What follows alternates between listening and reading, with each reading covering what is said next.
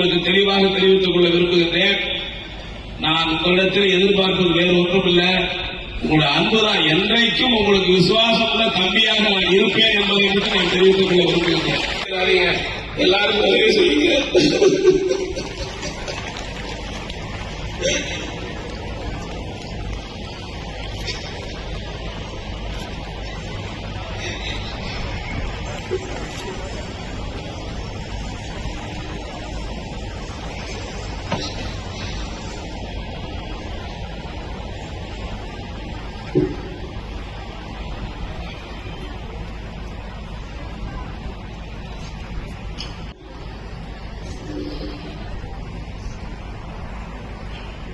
மன்னிக்கணும்.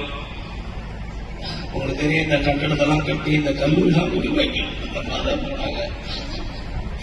அதனாலதான் என்னை